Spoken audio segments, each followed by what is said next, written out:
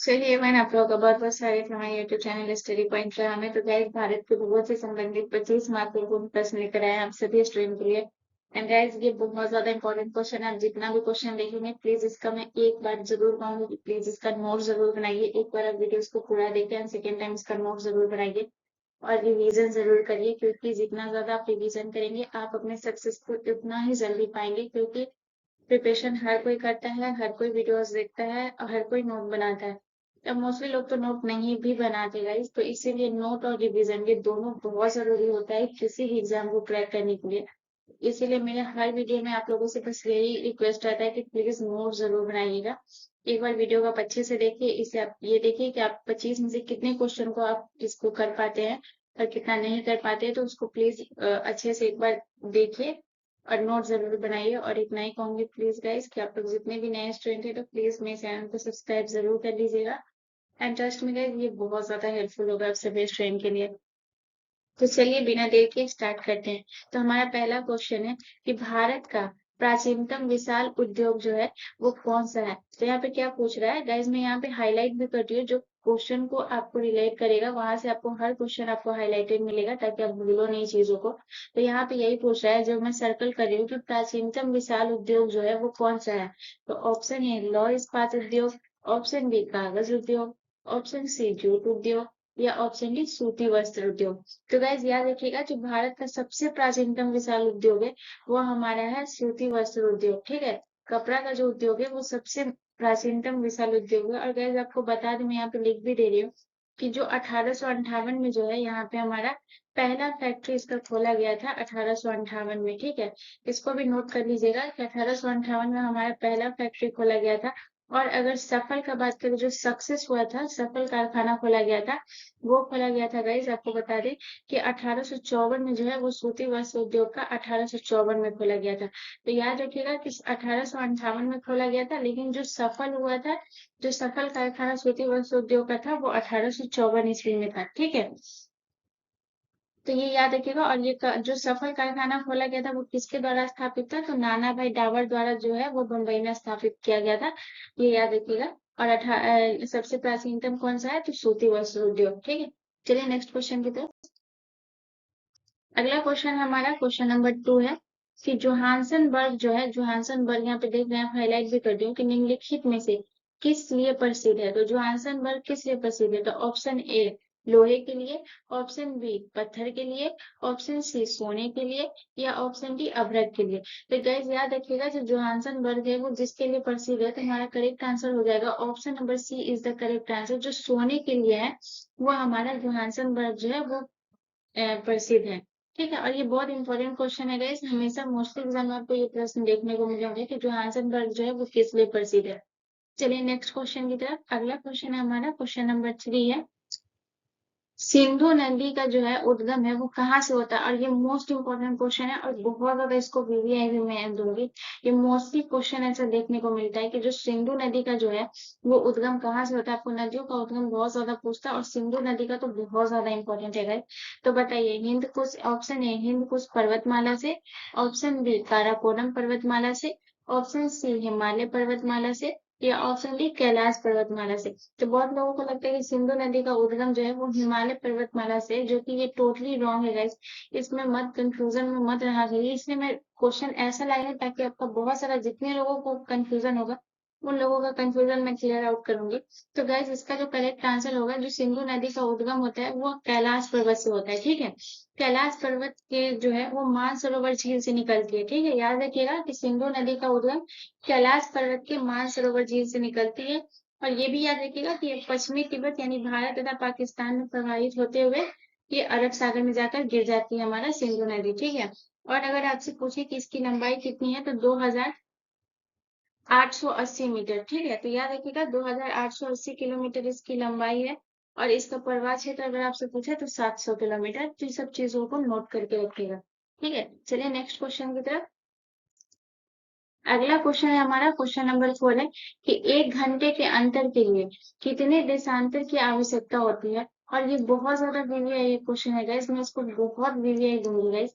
इसको मैं most important question दूंगी। ये बहुत लोग इस क्वेश्चन को इग्नोर कर देते हैं, बट याद रखिए ये क्वेश्चन बहुत ज्यादा इंपॉर्टेंट है। ठीक है, इसको स्टार दे रही हूँ। याद रखिएगा जो 1 घंटे के लिए, 1 घंटे के अंतर के लिए कितने देशांतर की आवश्यकता होती है? तो option A 10 degree, option B 15 degree, option C 20 degree, या ऑप्शन डी 25 डिग्री। तो याद रखिएगा जो 1 घंटे के अंतर के लिए जितने देशांतर की जरूरत पड़ती है वो हमारा करेक्ट आंसर होगा। Option number B is the correct answer, 15 degree के लिए। ठीक है, 15 डिग्री के लिए हमारा ये इसका करेक्ट आंसर होगा। 1 घंटे के अंतर के लिए 15 डिग्री देशांतर की आवश्यकता होती है, याद रखिएगा। चलिए नेक्स्ट क्वेश्चन की तरफ। अगला क्वेश्चन हमारा क्वेश्चन नंबर 5 है। सुएज नहर जो है वो भूमध्य सागर को अन्य किस सागर से जोड़ती है? तो इसके कहने का मतलब है, इस क्वेश्चन में ये कह रहे हैं कि जो सुएज नहर है वो हमारा भूमध्य सागर को तो जोड़ती है, बस उसके साथ अन्य किस सागर को भी जोड़ती है? तो ऑप्शन ए लाल सागर, ऑप्शन बी श्वेत सागर, ऑप्शन सी मृत सागर, या ऑप्शन डी कैस्पियन सागर। तो गाइस याद रखिएगा जो सुएज नहर जो है वो भूमध्य सागर को अन्य जिस सागर से जोड़ती है वो हमारा करेक्ट आंसर होगा। Option number A is the correct answer, लाल सागर। ठीक है, तो लाल सागर जो है वो हमारा करेक्ट आंसर होगा, लाल सागर से जोड़ती है। चलिए नेक्स्ट क्वेश्चन की तरफ। अगला क्वेश्चन है हमारा क्वेश्चन नंबर 6 है। अलकनंदा और भागीरथी नदियों का जो संगम स्थल है उसे क्या कहते हैं? तो अलकनंदा और भागीरथी नदियों का जो संगम स्थल है उसे क्या कहते हैं? तो option A Rudraprayag, option B Devprayag, option C Haridwar, या ऑप्शन डी केदारनाथ। तो गैस याद रखिएगा कि जो अलकनंदा और भागीरथी नदियों का जो संगम स्थल है इसका करेक्ट आंसर होगा Devprayag, is the correct answer. Devprayag जो है वो हमारा करेक्ट आंसर होगा। और अलकनंदा और भागीरथी नदियों का जो संगम मतलब जहां से दोनों नदियों की संयोग धारा जो होती है उसको गंगा के नाम से भी जाना जाता है, ये भी याद रखिएगा। और ये भी याद रखिएगा जो भागीरथी नदी है वो उत्तराखंड के गौमुख नामक स्थान से निकलती है, ठीक है, जिसे गंगोत्री के नाम से भी जानते हैं। तो याद रखिएगा अलकनंदा और भागीरथी नदियों का संगम स्थल देवप्रयाग है। मैं बार बार आपको इसलिए ये पढ़ा रही हूँ ताकि आप मेरी आवाजों को अगर 2 से 3 बार अगर उस चीज को आप सुनेंगे तो आप याद रखेंगे ही, या फिर कभी आपके सामने ये चीज आएगा तो उस चीज को भूलेंगे नहीं। तो याद रखिएगा अलकनंदा और भागीरथी नदियों का संगम स्थल देवप्रयाग है। और ये भागीरथी नदी उत्तराखंड के गौमुख नामक स्थान से निकलती है जिसे गंगोत्री के नाम से भी जानते हैं। ठीक है, चलिए नेक्स्ट क्वेश्चन की तरफ। अगला क्वेश्चन हमारा क्वेश्चन नंबर 7 है कि दक्षिण भारत की ऐसी प्रमुख नदियां कौन सी है जो अरब सागर में गिरती है? ठीक है, तो दक्षिण भारत की बहुत सब नदियां जो होती हैं वो हमारा अरब सागर में नहीं गिरती है, वो हमारा बंगाल की खाड़ी में गिरती है। बस दो ऐसी नदी है जो हमारा अरब सागर में गिरती है, तो बताइए वो कौन सी नदी है? तो ऑप्शन ए कृष्णा और कावेरी, ऑप्शन बी चंबल और कोसी, ऑप्शन सी महानदी और ब्रह्मपुत्र, या ऑप्शन डी नर्मदा और ताप्ती। तो याद रखिएगा इसका जो करेक्ट आंसर होगा वो होगा option number D is the correct answer. जो नर्मदा और ताप्ती जो हमारा है ना वो मतलब कि दक्षिण भारत की ऐसी दो प्रमुख नदियां जो हमारा अरब सागर में गिरती है। और याद रखिएगा दक्षिण भारत की सभी नदियां वो जो गिरती है बंगाल की खाड़ी में गिरती है, सिर्फ नर्मदा और ताप्ती जो है वो हमारा अरब सागर में गिरती है। और ये कहाँ की नदी है? ये दक्षिण भारत की नदी है। ठीक है, चलिए नेक्स्ट क्वेश्चन की तरफ। नेक्स्ट क्वेश्चन है हमारा क्वेश्चन नंबर 8 है कि भारत का सबसे बड़ा ज्वार नदमुख, ठीक है, यहाँ पे क्या पूछ रहा है कि जो सबसे बड़ा ज्वार नदमुख है वो किस नदी के मुहाने पर स्थित है? तो अगर मैं बता दूं कि ज्वार नदमुख होता है तो वो क्या होता है कि जो नदी का जो धारा होता है जो समुद्र से जाकर मिलती है उसे हम ज्वार नदमुख कहते हैं। ठीक है, तो जो भारत का सबसे बड़ा ज्वार नदमुख है वो किस नदी के मुहाने पर मिलती है? तो ऑप्शन ए हुगली नदी, ऑप्शन बी भागीरथी नदी, ऑप्शन सी नर्मदा नदी, या ऑप्शन डी कृष्णा नदी। तो गाइस याद रखिएगा कि जो ज्वार नदियों का जिस नदी पे सबसे मुहाना स्थित है उसका करेक्ट आंसर होगा option number C is the correct answer. Narmada जो है वो भारत का सबसे बड़ा ज्वार नदी मुख है जिसके मुहाने पर ये स्थित है, नर्मदा। ठीक है, और याद रखिएगा जो ज्वार नदमुख होता है जो नदी धारा जो है वो समुद्र से मिलती है तो वही ज्वार नदमुख होता है। ठीक है, तो ये याद रखिएगा। चलिए नेक्स्ट क्वेश्चन की तरफ। अगला क्वेश्चन हमारा क्वेश्चन नंबर 9 है कि निम्नलिखित में से किसको सह्याद्री पर्वतमाला के नाम से भी जाना जाता है? ये जो सह्याद्री पर्वतमाला है उसको किस नाम से जाना जाता है? तो ऑप्शन ए पूर्वी घाट को, ऑप्शन बी पश्चिमी घाट को, ऑप्शन सी शिवालिक से पहाड़िया को, या ऑप्शन डी विंध्य पर्वत को। तो गाइस इसका जो करेक्ट आंसर होगा जो सह्याद्री पर्वतमाला के नाम से भी जाना जाता है, तो याद रखिएगा जो पश्चिमी घाट है वो हमारा करेक्ट आंसर होगा। पश्चिमी घाट को जो है वो सह्याद्री पर्वतमाला के नाम से भी जाना जाता है। बहुत लोगों को ऐसे शिवालिक पहाड़ियां लगा होगा जो कि ये टोटली गलत है। पश्चिमी घाट को हमारा सहाजी पर्वत के नाम से जाना जाता है। और गैस ये याद रखिएगा, ये भारत के महाराष्ट्र, कर्नाटक, गोवा और केरल में अवस्थित है। ठीक है, तो याद रखिएगा महाराष्ट्र, ठीक है, उसके बाद आ जाते हैं कर्नाटक, गोवा, तो सबको याद रखिएगा गैस, बहुत ज्यादा इंपॉर्टेंट है। ठीक है, और केरल, तो याद रखिएगा जो पश्चिमी घाट है वो हमारा महाराष्ट्र, कर्नाटक, गोवा और केरल में अवस्थित है, ये याद रखिएगा। और सहाजी पर्वतमाला के नाम से हमारा पश्चिमी घाट को जाना जाता है। ठीक है, चलिए नेक्स्ट क्वेश्चन की तरफ। अगला क्वेश्चन है हमारा, विश्व का सबसे गुरुत्व बांध है वो कौन सा है? तो बताइए जो सबसे गुरुत्व बांध है वो कौन सा है? तो ऑप्शन ए कोयना बांध, ऑप्शन बी रिहंद बांध, ऑप्शन सी भाखड़ा बांध या ऑप्शन डी नागार्जुन बांध। तो गाइस याद रखिएगा जो विश्व का सबसे गुरुत्व बांध है वो हमारा ऑप्शन नंबर सी होगा, वो करेक्ट आंसर होगा भाखड़ा बांध। जो भाखड़ा बांध है वो हमारा सबसे बड़ा गुरुत्व बांध है गाइस, याद रखिएगा। और अगर आपसे पूछे कि ये किस नदी पे है, तो याद रखिएगा कि ये सतलज नदी पे है।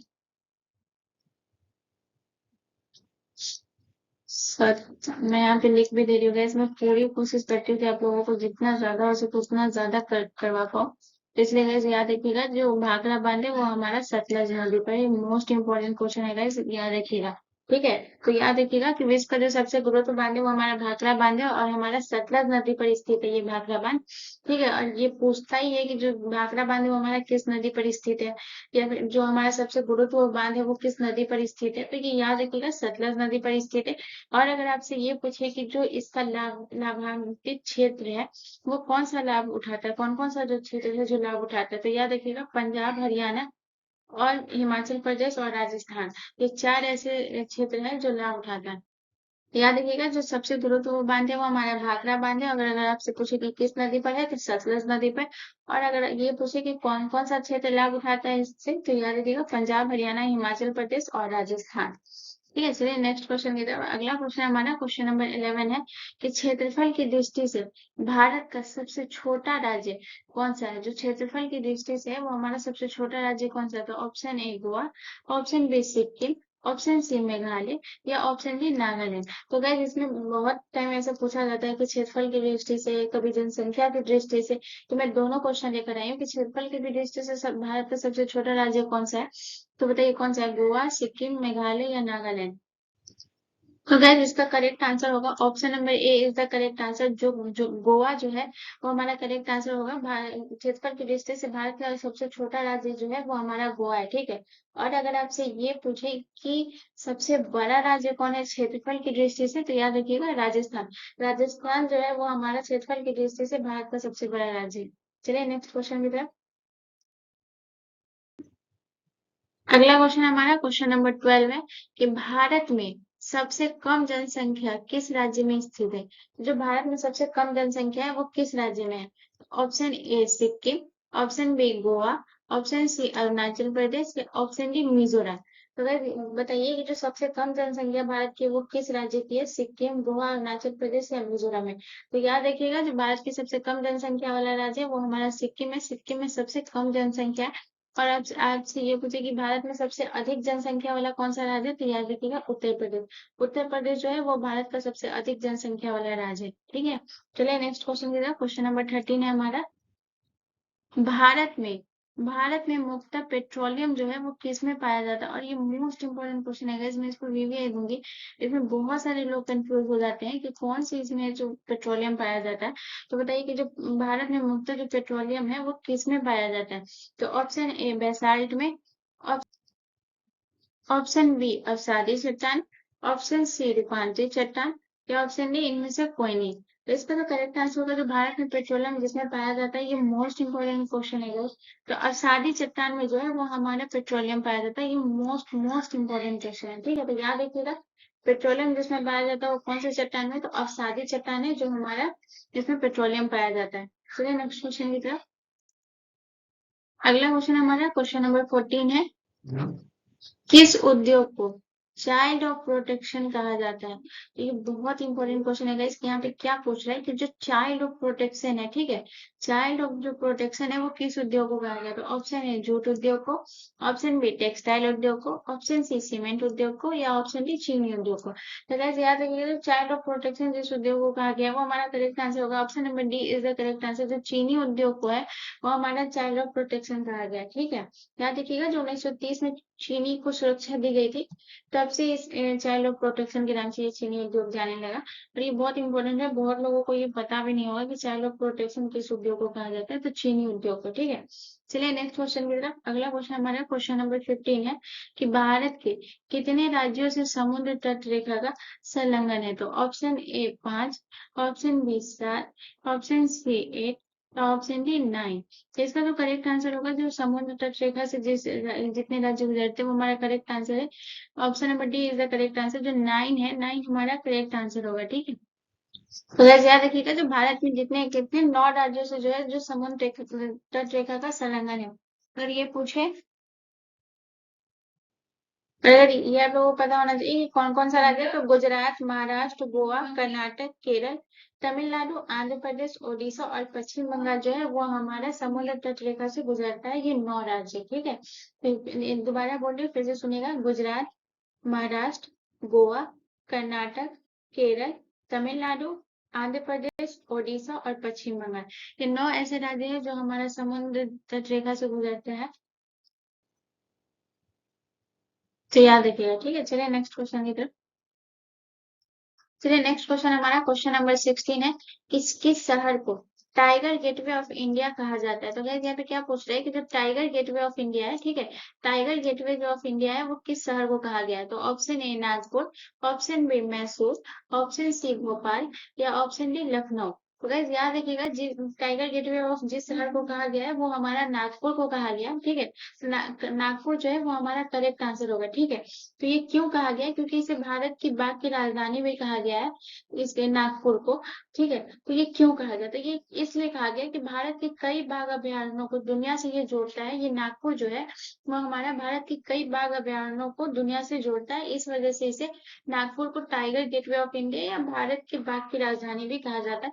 तो ये बहुत ज्यादा मोस्ट मोस्ट इंपॉर्टेंट क्वेश्चन है, मैं इसको वीवीआई दूंगी, ठीक है। यहाँ पे लिख भी दे रही हूँ वीवीआई, इसीलिए मैं बोल रही हूँ कि प्लीज इसका नोट बनाएगा। आपको ऐसे क्वेश्चन कहीं देखने को नहीं मिलेंगे, इस टाइप के क्वेश्चन बहुत इंपॉर्टेंट क्वेश्चन है गाइस। प्लीज इसको नोट बनाइए और मेरे चैनल को जरूर सब्सक्राइब कर लीजिएगा। मैं ऐसे वीडियोस लाती ही रहती हूँ जो आपके लिए बहुत ज्यादा हेल्पफुल होगा, या किसी भी एग्जाम की प्रिपरेशन कर रहे हो, कोई भी गवर्नमेंट एग्जाम की। चलिए नेक्स्ट क्वेश्चन की तरफ। अगला क्वेश्चन हमारा क्वेश्चन नंबर 17 है कि कौन सा जीवाश्म ईंधन नहीं है? तो जीवाश्म ईंधन जो है वो हमारा कौन सा नहीं है? तो ऑप्शन ए कोयला, option B petrol, option C लकड़ी, या ऑप्शन डी डीजल। तो इसका जो करेक्ट आंसर होगा वो होगा हमारा option number B is the correct answer. जो पेट्रोल है वो हमारा, सॉरी गाइस यहाँ पे गलत हो गया, यहाँ पे ये था कि जीवाश्म ईंधन नहीं है, तो लकड़ी जो है वो हमारा जीवाश्म ईंधन नहीं है, ठीक है। पेट्रोल नहीं, पेट्रोल हमारा जीवाश्म ईंधन है, बट जो लकड़ी है वो हमारा जीवाश्म ईंधन नहीं है। तो एक्चुअल में ये जीवाश्म ईंधन होता क्या है? तो जीवाश्म ईंधन ये होता है जो मतलब कि करोड़ों वर्ष पूर्व जैसे निर्जीवों या पेड़ पौधों के जो अवशेष बने होते हैं उसे जीवाश्म ईंधन कहते हैं, ठीक है। तो जीवाश्म ईंधन जो है वो उसके अंतर्गत बहुत सारी चीज आती है, जैसे कि पेट्रोल, डीजल, जो हमारा केरोसिन तेल होता है, जैसे कोयला, ये सब हमारा जीवाश्म ईंधन हुआ। और जो लकड़ी होता है ये हमारा जीवाश्म ईंधन नहीं है, ठीक है। तो याद रखिएगा, जो लकड़ी है वो हमारा जीवाश्म ईंधन नहीं है। चलिए नेक्स्ट क्वेश्चन की तरफ। अगला क्वेश्चन हमारा क्वेश्चन नंबर 18 है कि भारत में सबसे बड़ी जनजातीय जो समूह है वो कौन सी है? तो बताइए कि भारत की जो सबसे बड़ी जनजातीय समूह है वो कौन सी जनजातीय समूह है? तो ऑप्शन ए भील जनजाति, ऑप्शन बी गोंड जनजाति, ऑप्शन सी संथाल जनजाति, या ऑप्शन डी थारू जनजाति। तो गैस याद रखिएगा, जो भारत में सबसे बड़ा जनजातीय समूह है वो हमारा गोंड जनजाति है। ये मोस्ट इंपॉर्टेंट क्वेश्चन है गैस, याद रखिएगा, जो गोंड जनजाति है वो हमारा सबसे बड़ा जनजातीय समूह है। और याद रखिएगा कि यह भारत का सबसे बड़ा तो जनजातीय समूह है ही, जो मतलब कि मध्य प्रदेश और राजस्थान की प्रमुख जनजाति है, ठीक है। अगर आपसे ये पूछे जो गोंड जनजाति वो कहाँ की प्रमुख जनजाति है, तो मध्य प्रदेश और राजस्थान की ये प्रमुख जनजाति है, ठीक है। और ये दुनिया की सबसे बड़ी जनजाति, दूसरी सबसे बड़ी जनजाति भील है, ठीक है। तो जो दुनिया की दूसरी सबसे बड़ी जनजाति वो हमारा भील है, और अगर सबसे बड़ा जनजाति वो हमारा गोंड है। ठीक है। और अगर आपसे पूछे किस, तो मध्य प्रदेश और राजस्थान की प्रमुख जनजाति है गोंड हमारा, और दुनिया की दूसरी सबसे बड़ी जनजाति भील। ये याद रखिएगा। चलिए नेक्स्ट क्वेश्चन की तरफ। अगला क्वेश्चन हमारा क्वेश्चन नंबर 19 है कि हाल ही में विश्व मौसम विज्ञान दिवस जो है वो कब मनाया जाता है। तो गाइज आप किसी भी एग्जाम का प्रिपरेशन कर रहे हो, आप वहां पे आप देखेंगे कि आपको दिवस से रिलेटेड एक प्रश्न आपको देखने को मिलेंगे ही मिलेंगे, चाहे वो आप एसएससी जीडी का हो, बिहार पुलिस हो, या रेलवे का हो, किसी भी एग्जाम का प्रिपरेशन कर रहे हो या किसी भी एग्जाम को आप देने वाले हो, तो उसमें से आपको मौसम बोल रही हूँ, तो मतलब जितने भी आप देखेंगे तो वहां पे आपको दिवस से रिलेटेड एक प्रश्न मिलेंगे।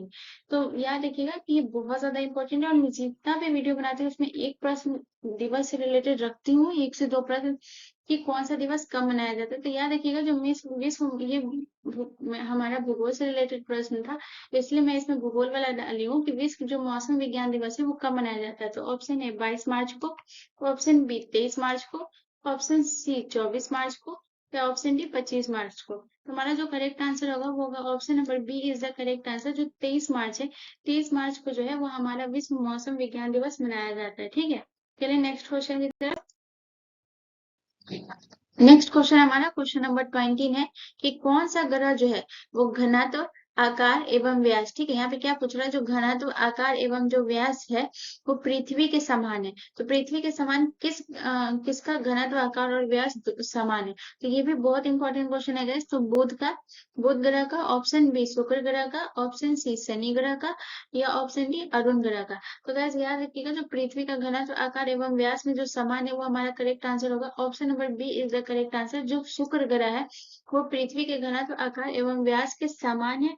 और गाइस देखिएगा इसी इसे मतलब कि पृथ्वी का भागिनी ग्रह भी कहते हैं। ठीक है। तो याद रखिएगा इसे पृथ्वी का क्या बोलते हैं, यहाँ पे हम लिख दे भी दे रहे हैं, भागिनी ग्रह जो है वो इसे पृथ्वी का भागिनी ग्रह, सीधे भागिनी ग्रह नहीं, पृथ्वी का जो भागिनी ग्रह जो है वो हमारा शुक्र को कहा गया। ठीक है।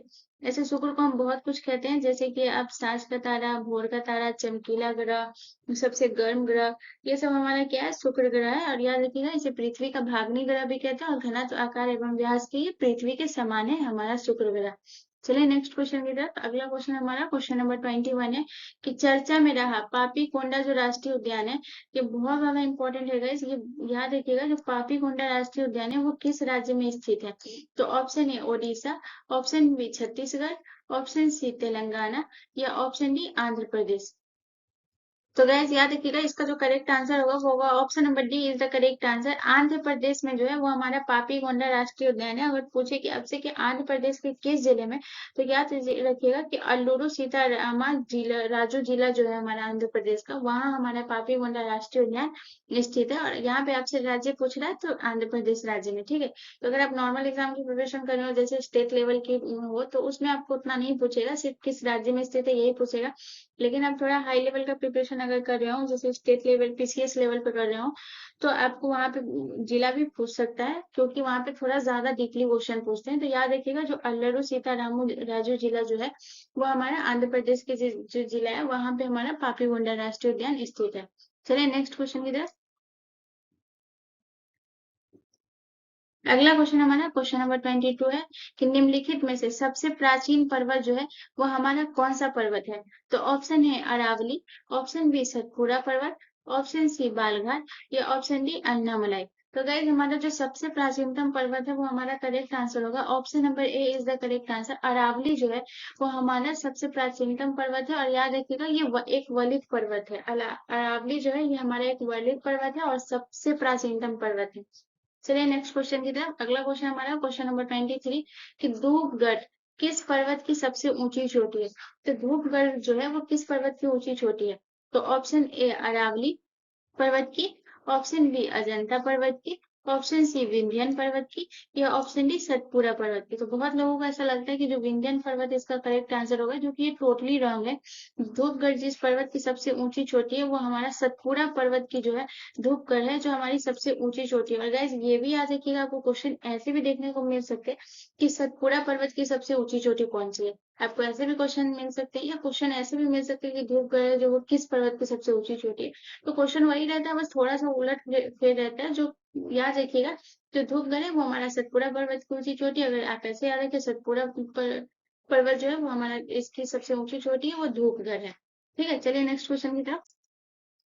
अगला क्वेश्चन हमारा क्वेश्चन नंबर 24 है कि आंध्र प्रदेश का अनंतपुर जिला जो है वो किस धातु के लिए प्रसिद्ध है। तो आंध्र प्रदेश का जो अनंतपुर जिला है वो किस धातु के लिए प्रसिद्ध है। तो ऑप्शन ए तांबा, ऑप्शन बी जस्ता, ऑप्शन सी अभ्रक या ऑप्शन डी सोना। तो आंध्र प्रदेश का जो अनंतपुर जिला है वो हमारा option number D is the correct answer. सोना के लिए जो है वो आंध्र प्रदेश का सोना के लिए अनंतपुर जिला जो है वो हमारा प्रसिद्ध है। ठीक है, याद रखिएगा, बहुत इंपॉर्टेंट है। चलिए नेक्स्ट क्वेश्चन की तरफ। और गाइज ये हमारा सबसे आखिरी प्रश्न है। होपफुली आप यहाँ तक अगर आप वीडियो को देखे होंगे तो होपफुली आप लोगों को ये पसंद आया ही होगा। तो प्लीज प्लीज गाइज थोड़ा सा सपोर्ट करिए। मैं इतना ज्यादा टोटली मेहनत की, तो प्लीज मेरे चैनल को भी प्लीज सब्सक्राइब कर लीजिए, ताकि मुझे भी अच्छा लगेगा और थोड़ा सा मैं भी मोटिवेट हो चुकी हूँ गाइस। तो इस वजह से मतलब थोड़ा सा मतलब ये होता है कि मोटिवेट नहीं हो पाते guys। आप लोग बिल्कुल भी मेरे वीडियोस को ध्यान नहीं देते। मैं मेरे लिए इतना ही सबसे ज्यादा जरूरी होता है कि आपको जितना ज्यादा से ज्यादा हो सके उतना इजिली और उतनी अच्छी चीजों को प्रोवाइड करो, ताकि आप अपना चीजों को ज्यादा से ज्यादा नॉलेज को गेन कर पाए और अपना सिलेक्शन ले पाए। मेरे लिए बस यही इंपॉर्टेंट है। एंड प्लीज बस इतना ही आप लोगों से मांगती हूँ कि प्लीज सब्सक्राइब करने में कुछ नहीं जाता है guys। तो प्लीज मेरे चैनल को सब्सक्राइब कर लीजिए और मेरा वीडियो जरूर देखिएगा, बहुत हेल्पफुल होगा। तो आपकी प्रश्न हमारा क्वेश्चन नंबर 25 है कि खेतड़ी जो है वो किसके लिए प्रसिद्ध है। तो ऑप्शन ए लौह इस्पात के लिए, ऑप्शन बी कोयला के लिए, ऑप्शन सी तांबा के लिए या ऑप्शन डी बॉक्साइट के लिए। तो गाइस याद रखिएगा, जो खेतड़ी जो हमारा है वो जिसके लिए प्रसिद्ध है वो है तांबा के लिए। ठीक है, तांबा के लिए जो है वो हमारा खेतड़ी प्रसिद्ध है।